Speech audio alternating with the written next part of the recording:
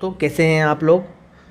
तो जैसा कि आपको पता है कि मैंने अपने चैनल पर एनसीईआरटी की फ्री सीरीज़ स्टार्ट की हुई है। क्लास 6 टू लेकर 12 तक मैं सभी सब्जेक्ट की एनसीईआरटी कवर करने की कोशिश करूंगा, ताकि आपको एग्ज़ाम पॉइंट ऑफ व्यू से, चाहे आप यूपीएससी की तैयारी कर रहे हो या चाहे आप एसएससी की तैयारी कर रहे हो, तो एनसीईआरटी पढ़ना बहुत ज़रूरी होता है।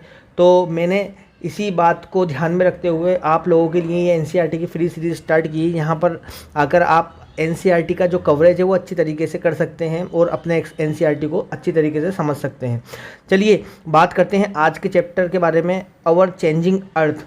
इससे पहले की जो दो वीडियोज़ हैं, मैंने एनवायरनमेंट चैप्टर नंबर 1 और inside our earth chapter number 2, इन दोनों के बारे में डिटेल डिस्कशन किया हुआ है। अगर आपने वो वीडियोज़ नहीं देखी हैं तो आप जाकर देखिए, मैं आपको डिस्क्रिप्शन में लिंक दे दूँगा, ज़रूर आप वो वीडियोज़ देखिए। क्योंकि जब तक आप वो वीडियो नहीं देखेंगे चैप्टर नंबर 2 की इनसाइड आवर अर्थ, तब तक ये वाली जो वीडियो है, ये वाला जो चैप्टर है, आपको समझ में नहीं आएगा।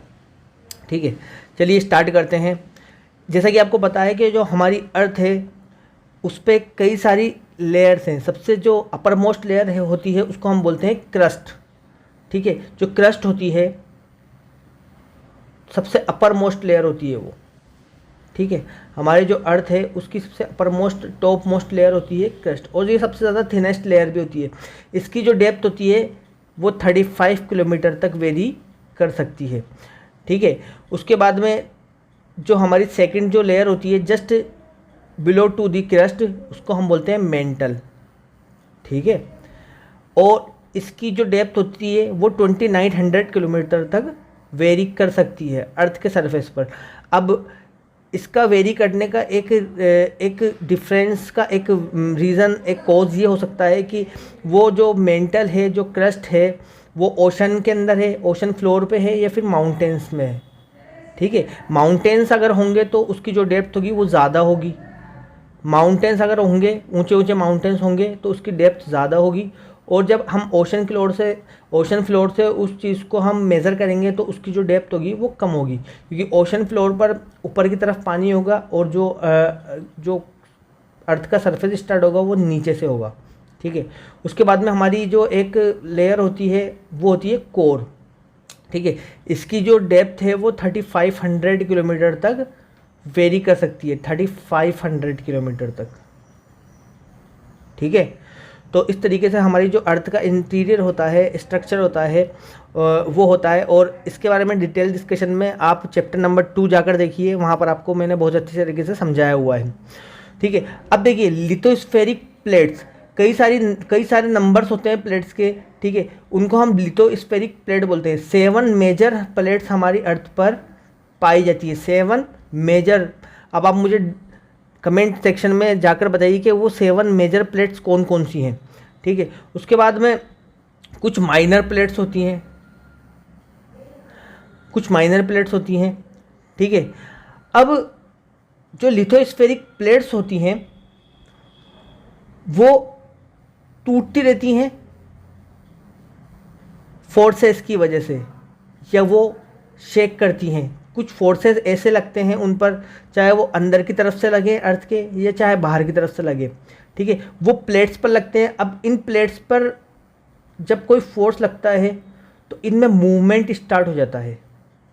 जैसा कि हमने पिछली वीडियोस में पढ़ा है कि जो हमारा अर्थ का एक स्ट्रक्चर है, हमारी जो अर्थ है वो डायनेमिक है, मतलब कि चेंजिंग है। ये स्टेबल नहीं है, ये डायनेमिक है। अब डायनेमिक क्यों है? क्योंकि इस पर कई सारे फोर्सेस काम करते हैं। जैसे कि अंदर की तरफ से ग्रेविटी इस पर काम करती है, ग्रेविटेशनल फोर्स काम करता है, और बाहर की तरफ से कई सारे एजेंट्स इस पर काम करते हैं, जैसे कि रनिंग वाटर हो गया, हीट हो गया। ठीक है ना, तो इस वजह से हमारी जो अर्थ का स्ट्रक्चर है वो बहुत ज़्यादा डायनेमिक है, उस पर चेंजेस होते रहते हैं। You will be surprise to know that these plates move around very slowly. अब आपको ये जानकर बहुत आश्चर्य होगा कि ये जो प्लेट्स हैं वो स्लोली मूव करती हैं, या फिर बहुत ज़्यादा सडन भी मूव कर जाती हैं। ठीक है, इन पे जो फोर्सेस लगते हैं उसको हम एंडोजेनिक फोर्सेस बोलते हैं, या फिर एक्सोजेनिक बोलते हैं।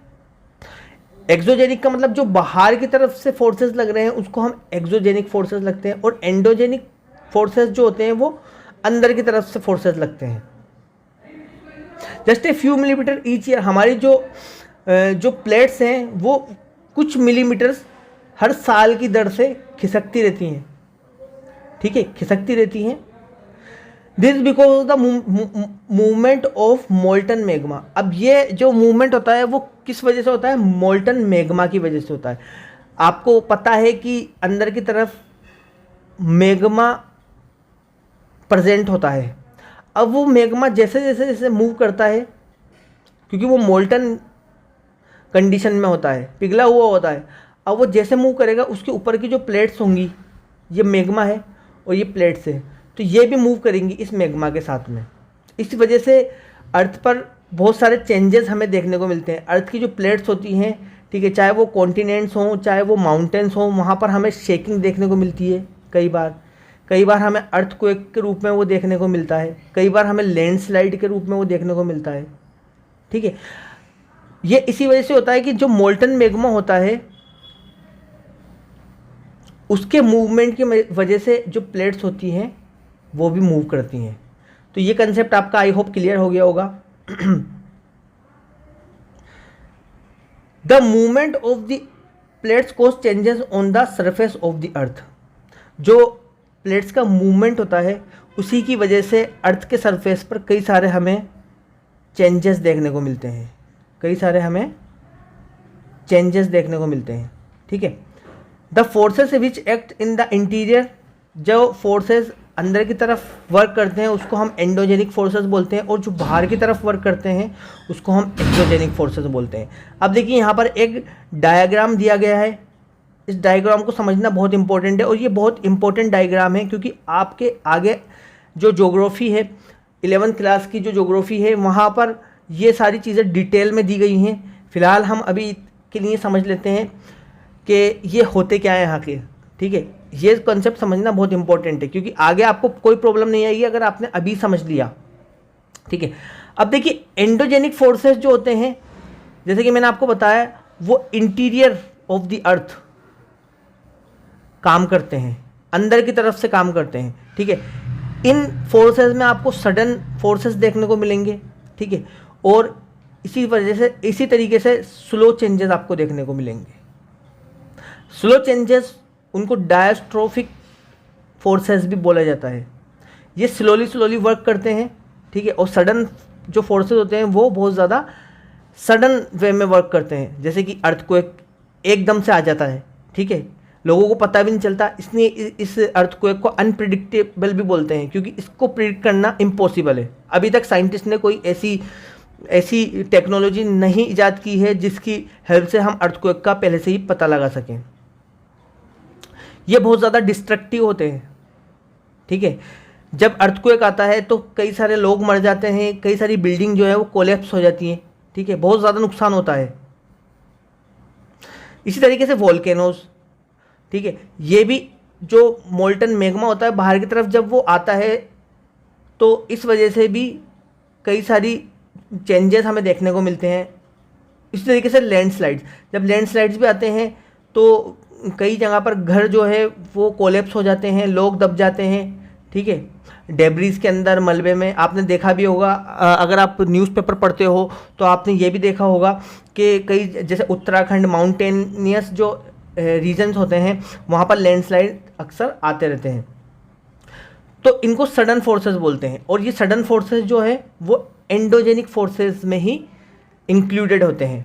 इसी तरीके से आप देखेंगे कि डायस्ट्रोफिक फोर्सेस, इसको हम स्लो चेंजेस भी बोलते हैं, ठीक है। अब ये बिल्डिंग माउंटेन्स, मतलब कि माउंटेन बिल्डिंग में यूज़फुल होते हैं या फिर कॉन्टिनेंट बिल्डिंग में यूज़फुल होते हैं, ठीक है। इसके बारे में हम डिटेल डिस्कशन आगे की वीडियोस में करेंगे। उसके बाद में देखिए एक्सोजेनिक फोर्सेस जो बाहर की तरफ से लगते हैं, ठीक है, चाहे वो इरोजन हो गया।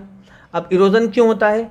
या तो रनिंग वाटर की वजह से होता है, ठीक है, या फिर विंड की वजह से इरोजन हमें देखने को मिलता है। और डिपोजिशनल, जो एक्सोजेनिक फोर्सेस का एक फैक्टर है डिपोजिशन, ठीक है। जब रिवर जो है कई सारे सेडिमेंट्स लेकर आगे बढ़ती है, तो वो जो सेडिमेंट्स होते हैं वो एक जगह पर जाकर डिपॉजिट होते रहते हैं। अब देखिए, जो इनके एजेंट्स होते हैं वो रिवर होती है, विंड होती है, इन्हीं के थ्रू जो फोर्सेस होते हैं वो अप्लाई होते हैं, चाहे वो इरोजन हो चाहे वो डिपोजिशनल हो। ठीक है, जैसे कि रिवर हो गई, विंड हो गई, सी वेव्स हो गई, ग्लेशियर्स हो गए, इन सब के बारे में हम डिटेल डिस्कशन क्लास 11 की एनसीईआरटी में बहुत अच्छे तरीके से करने वाले हैं। तो अभी तक आपने मेरे चैनल को सब्सक्राइब नहीं किया है तो आप सब्सक्राइब ज़रूर कर लीजिए और इस वीडियो को लाइक भी कर दीजिए, जिससे कि मुझे आगे वीडियो बनाने में बहुत ज़्यादा मोटिवेशन मिले। चलिए आगे चलते हैं। देखिए, अब endogenic forces sometime produce sudden movements. Endogenic forces जो होते हैं उनकी वजह से हमें सडन मूवमेंट देखने को मिलते हैं, सडन मूवमेंट और स्लो मूवमेंट देखने को मिलते हैं। ठीक है, सडन मूवमेंट जो होते हैं वो जैसे कि वोल्केनोज, अर्थक्वेक या लैंडस्लाइड, ये बहुत ज़्यादा डिस्ट्रक्टिव होते हैं, लोग मर जाते हैं, बिल्डिंग्स गिर जाती हैं। ठीक है, causes mass destruction over the surface of the earth. ये मास डिस्ट्रक्शन करने में एक इंपॉर्टेंट रोल प्ले करते हैं।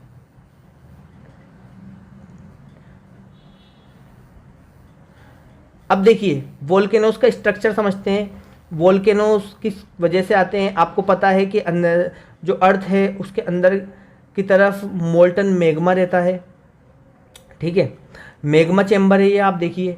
अब ये जो मैग्मा है, जब ये बहुत ज़्यादा हीटेड हो जाता है, गर्म हो जाता है, तो इसको बाहर निकलने के लिए एक वेंट की ज़रूरत होती है।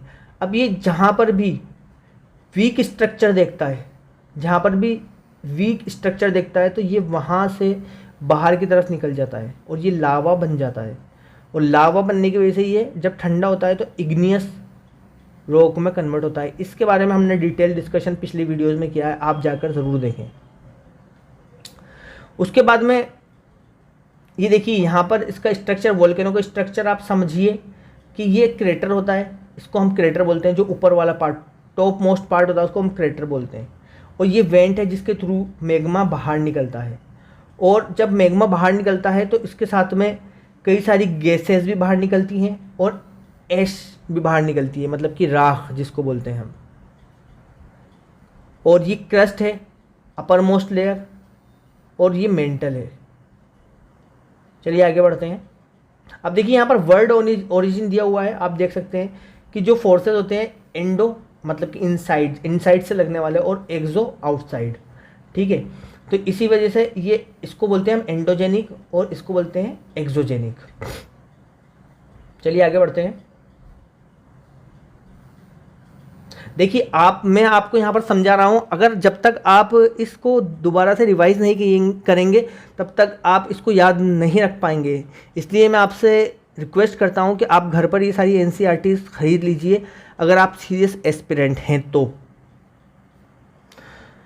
अब देखिए, similarly when the lithospheric plates move, जब लिथोस्फेरिक प्लेट्स जो होती हैं, मैंने आपको बताया है कि 7 मेजर प्लेट्स हमारी अर्थ पर पाई जाती हैं। ठीक है, तो लिथोस्फेरिक जो प्लेट्स होती हैं वो मूव करती हैं, तो सरफेस जो होता है अर्थ का वो वाइब्रेट करने लग जाता है। ठीक है, तो उसी को हम अर्थक्वेक बोलते हैं। The vibration can travel all round the earth. अब जो वाइब्रेशन होता है, जब वाइब्रेशन एक जगह पर स्टार्ट होगा तो ये अर्थ के आसपास के जो एरियाज हैं उनको इफेक्ट करेगा, एक पर्टिकुलर एरिया को अफेक्ट करेगा। अब इन्हीं वाइब्रेशन को हम अर्थक्वेक बोलते हैं। जब मैग्मा है, मैग्मा मूव करेगा तो उसके ऊपर की प्लेट्स भी मूव करेंगी। अब इन प्लेट मूवमेंट्स की वजह से वाइब्रेशन होगा और ये वाइब्रेशन को ही हम अर्थक्वेक के नाम से जानते हैं। The place in the crust where the movement start is called focus. देखिए, अब जो प्लेट होती है अर्थ की, क्रस्ट में जहाँ पर मूवमेंट स्टार्ट होता है, जैसे इस पॉइंट पर मूवमेंट स्टार्ट हुआ यहाँ पर, तो इसको हम फोकस बोलते हैं। अब देखिए, इसके ऊपर जस्ट ऊपर वाला पार्ट सरफेस पर, इसको हम एपिसेंटर बोलते हैं। एपिसेंटर उसको बोलते हैं जब सबसे पहले जो वाइब्रेशन या आप कह लीजिए एक तरीके सा मूवमेंट यहाँ पर शो होता है, जब यहाँ पर इस चीज़ को अफेक्ट, इस सरफेस को अफेक्ट करता है, इसको हम बोलते हैं एपिसेंटर। फोकस से जब वाइब्रेशन स्टार्ट होता है तो सबसे पहले किसी एक पॉइंट पर टकराएगा, तो उसको बोलते हैं हम एपिसेंटर। और सबसे ज़्यादा अफेक्टेड एरिया जो होता है वो एपिसेंटर के आसपास का होता है, सबसे ज़्यादा एरिया अफेक्टेड जो अर्थक्वेक के थ्रू होता है। The place in the crust where the movement start is called focus, the place on the surface about the focus is called epicentre. मैंने आपको बता दिया कि जो एपिसेंटर होता है वो जस्ट बिलो द जो फोकस होता है जस्ट अबाउ द फोकस होता है, ठीक है। ये एपिसेंटर है और ये फोकस है। Vibration travels outward from the epicentre as waves.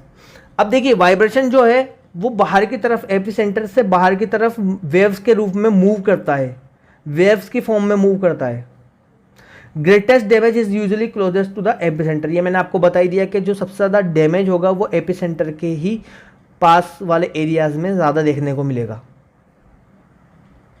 चलिए अब देखिए जैसे जैसे जो स्ट्रेंथ होगी अर्थक्वेक की वो धीरे धीरे कम होती जाएगी, जैसे जैसे सेंटर से वाइब्रेशन दूर जाता जाएगा इस तरीके से जो स्ट्रेंथ होगी अर्थक्वेक की वो कम होती जाएगी, डिक्रीज होती जाएगी।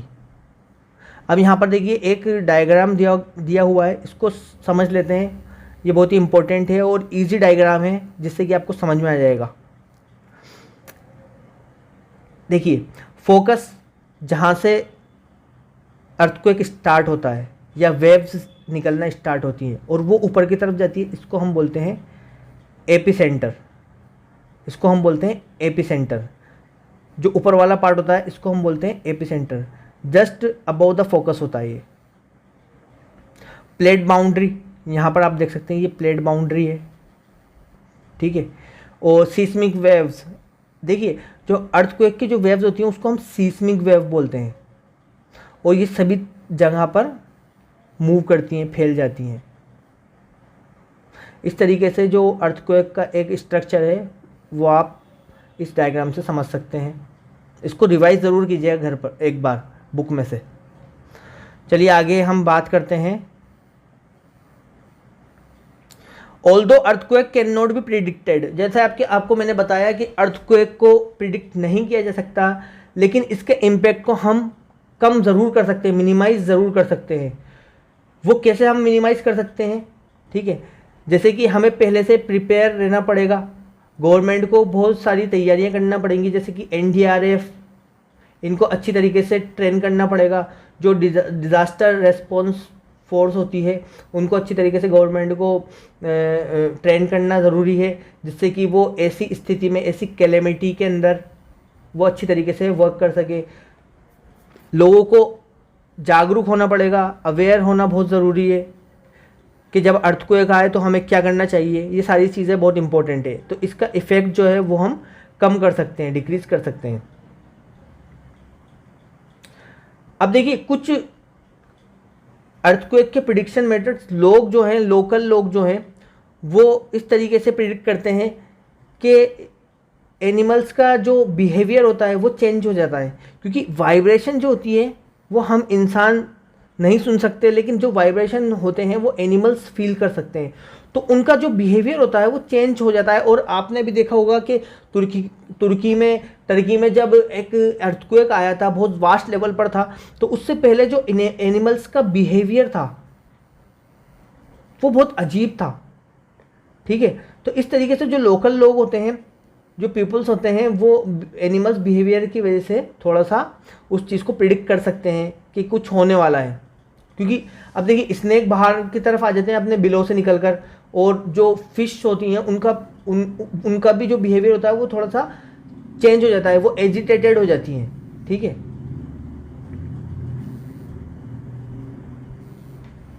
आगे चलते हैं।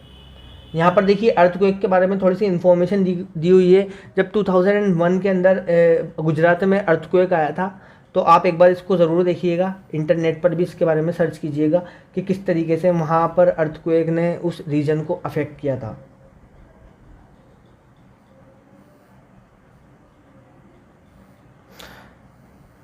देखिए अब अर्थक्वेक की प्रिपेयर्डनेस कैसे कर सकते हैं, मैंने आपको बता ही दिया कि एक सेफ स्पॉट आपको ढूंढना है। जब अर्थक्वेक आपको फील हो, अगर आप किचन में हो तो काउंटर के नीचे आप छुप सकते हैं, टेबल के नीचे छुप सकते हैं या डेस्क के नीचे छुप सकते हैं।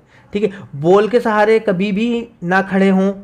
ठीक है, ये आपकी जान को खतरा, इससे आपकी जान को बहुत ज़्यादा खतरा हो सकता है। ठीक है, और ऐसी जगहों से दूर रहें, फायर प्लेसेस जहाँ पर आग लगने का खतरा हो।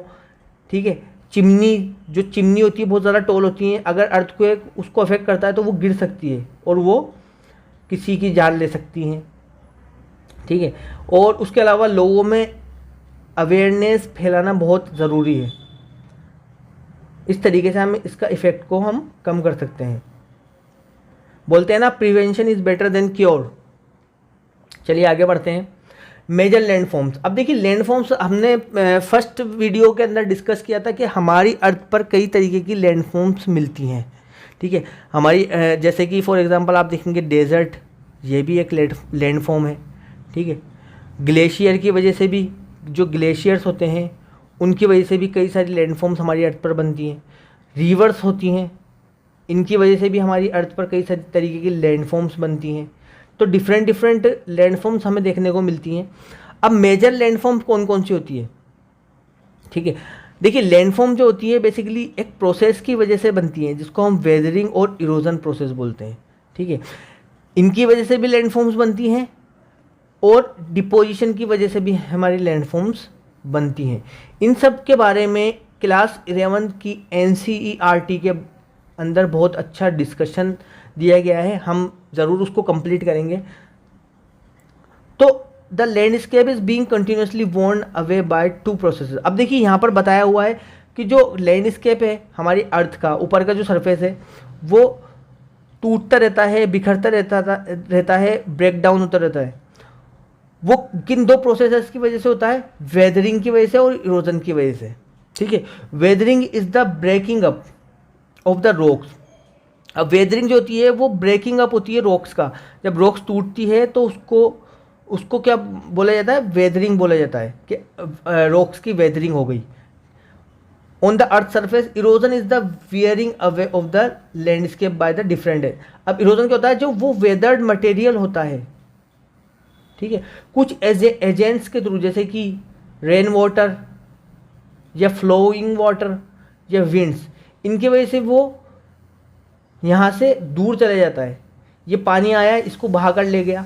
ठीक है, तो इनको हम इरोजनल एजेंट्स बोलते हैं। अब the eroded material is carried away और ट्रांसपोर्टेड बाय द वाटर। देखिए, जो वेदर्ड मटेरियल होता है, इरोडेड मटेरियल होता है, वो एक जगह पर कहीं पर जाकर डिपॉजिट हो जाता है। ठीक है, चाहे वो रिवर के माउथ पर क्यों ना हो। तो इस वजह से डिफरेंट लैंडफॉर्म्स हमें देखने को मिलती हैं। ठीक है, वो प्रोसेस जो होती है उसको हम वेदरिंग बोलते हैं और इरोजन बोलते हैं। ठीक है, अब वर्क ऑफ ए रिवर। अब देखिए यहाँ पर आपको एक डायग्राम दिया गया हुआ है। यहाँ पर आपको इस डायग्राम को समझना बहुत इंपॉर्टेंट है। ठीक है, अब जैसे रिवर आई और यहाँ पर ये नीचे की तरफ गिर गई। ठीक है, तो यहाँ पर भी कई सारी लैंडफॉर्म्स देखने को मिलेंगी, क्योंकि पानी का जो प्रेशर होता है बहुत ज़्यादा हाई होता है। तो यहाँ पर कुछ जो रॉक्स होंगी वो भी कटेंगी और वो इस रिवर के साथ में आगे की तरफ बहेंगी। ठीक है, तो ये रिवर वाटर जो है इन मटेरियल को वेदर कर रहा है, तोड़ रहा है, बिखेर रहा है, और ये जो आगे की तरफ वाटर जा रहा है इन सेडिमेंट्स को आगे की तरफ लेकर जा रहा है। अब ये कहीं ना कहीं तो डिपॉजिट होंगी ना। ठीक है, इसी तरीके से आप देखेंगे यहाँ पर हार्ड रॉक है एक ही है और सॉफ्ट रॉक है। तो जो वाटर होता है, फ्लोइंग वाटर होता है, फ्लोइंग रिवर जो होती है, वो सॉफ्टर रॉक जो होती है उसको कट करने का काम करती है। ये एक वाटरफॉल है। इस डायग्राम के थ्रू आपको बताया गया है कि किस तरीके से रिवर वाटर वेदरिंग का काम करता है। ठीक है, चलिए दोस्तों, इस वीडियो में इतना ही मैं आपको एक्सप्लेन करूंगा, क्योंकि ये वीडियो बहुत लंबी हो जाएगी। तो इसका जो नेक्स्ट पार्ट है हम नेक्स्ट वीडियो में कवर करने की कोशिश करेंगे। तो आप मेरे चैनल को सब्सक्राइब ज़रूर करें। Thank you so much.